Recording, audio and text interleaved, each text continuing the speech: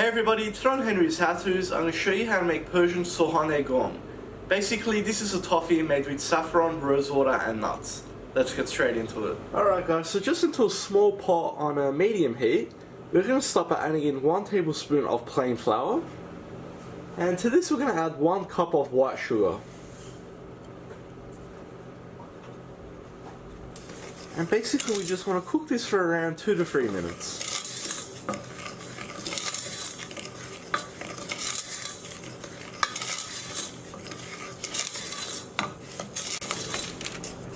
Now what I've got here is just a large round tray which I'm going to put the sohan into.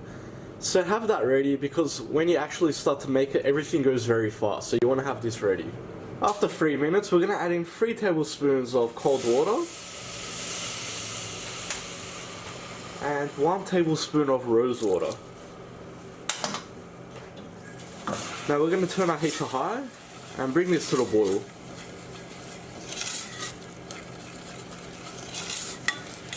Now guys, it's very important to have all your ingredients ready because you can't stop stirring this. If you stop stirring, you're going to have problems. Alright, so once that comes to the boil, we're going to add in 50 grams of unsalted butter. Next we'll add about 2 tablespoons of glucose syrup. You can also use corn syrup.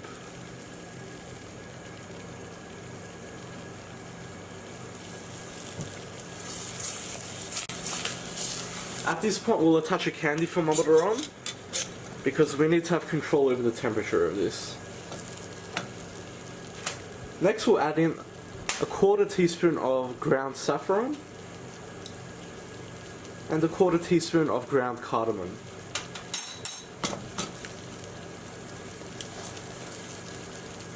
And all we're going to do now is just keep on stirring.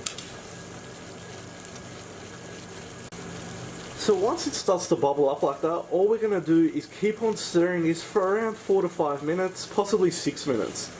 Basically we want to bring the temperature up to the soft crack stage, but just before.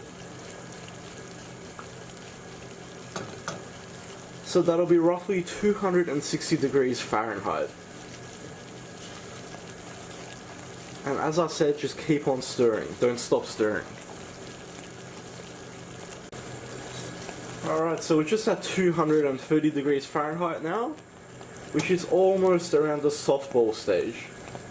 So at every stage you'll see the sugar changing. Basically the water content reduces.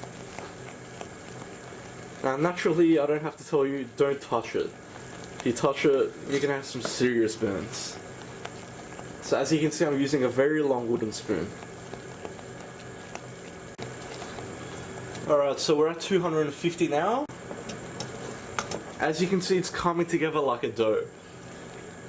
And we're about 255 now, so I'm going to turn the heat off. Because this is just going to keep on raising temperature still. This guy's working very quickly. Quickly stir it up, combine it well. Be careful not to splash yourself. And immediately pour it onto your baking paper. Now don't place this into a plastic container or anything because it's going to melt it. I've just got it into a metal tray on some baking paper.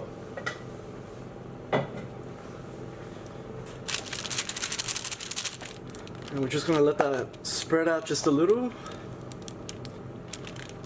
Now this is the easiest way of doing it. The other way is you can make little circles like that. That's up to you. If you have the time to do that, go ahead. But this way is the easiest. So I've just got some almonds here, some slivered almonds. I'm going to go ahead and place these straight on top.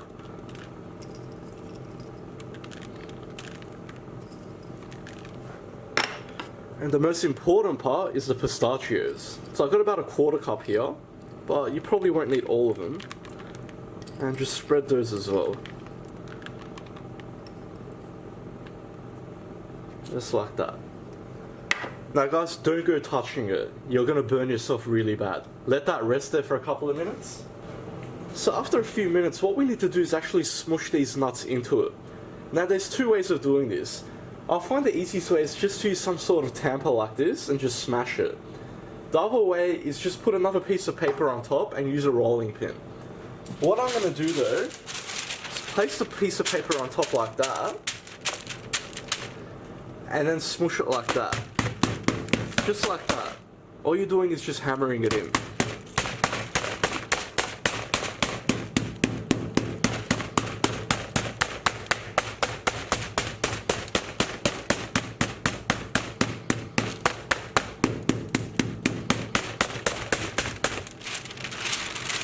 And as you can see, it's going all the way in.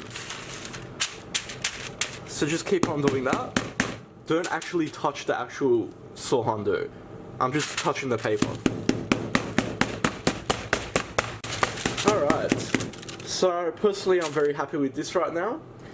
So what we're going to do is just let it rest there for around 20 minutes, 30 minutes. You just want to let it cool down. Alright guys, and after about 20 minutes, it should be nice and solid like that. And all that's left to do now is break it apart and eat it. So easily you just want to snap it like that. And just create little small pieces. Now as I said, if you did want to make it more presentable, you can just put them in little round pieces instead of a large one. But I mean, regardless, the flavour is amazing.